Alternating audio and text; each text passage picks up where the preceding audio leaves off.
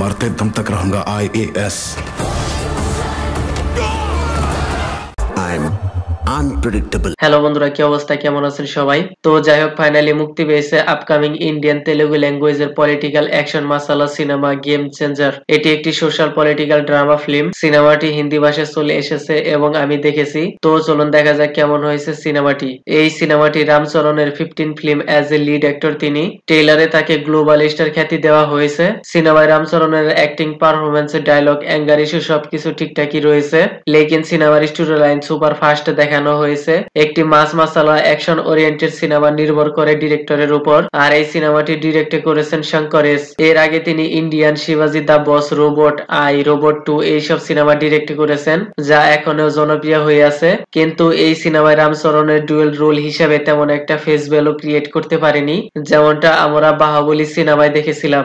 আর এই character site সত্যম একদমই বেকার। তার ডায়লগ কমেডি তেমন একটা ইম্প্যাক্টফুল নয়। তাছাড়া বাকি সবকিছু ঠিকঠাকই রয়েছে। কিছু কিছু সিন সেটআপ গর্জিয়াস দেখতে পাওয়া গেছে।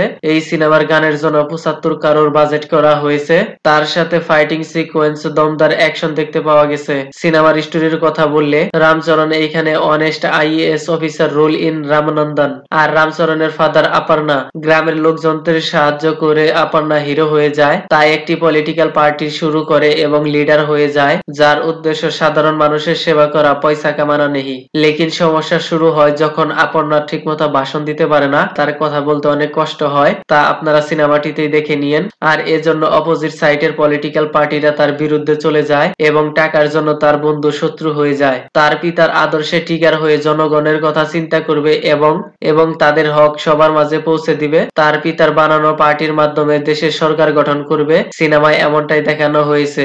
আর এই সিনেমার ভিলেন হিসেবে এজে সূর্যাকে একদম পারফেক্ট দেখা যাচ্ছে। তাকে মুখ্যমন্ত্রীর রুলে দেখতে পাবেন, লেকিন তার হিন্দি ভয়েস অ্যাক্টিং এর সাথে তেমন একটা ম্যাচিং হয়নি। প্রফেশনাল ভয়েস আর্টিস্টের দরকার ছিল। তো কিয়া রামচরণ আর এজে সূর্যা যতবার সামনাসামনি দেখতে পাবেন, ব্যাকগ্রাউন্ড মিউজিকের সাথে এক্সট্রা লেভেলের গুজবাম্প ক্রিয়েট হবে। সিনেমাটি টোটালি এভারেজ লেগেছে। তো যাই হোক, সিনেমাটি অলরেডি রিলিজ হয়ে গেছে। একদমই ফুল ফ্যামিলি এন্টারটেইনমেন্ট সিনেমা। না দেখে থাকলে দেখে নিয়েন। যাই হোক, ভিডিওটি কেমন লেগেছে আপনার, ধন্যবাদ। দেখা হবে পরের ভিডিওতে।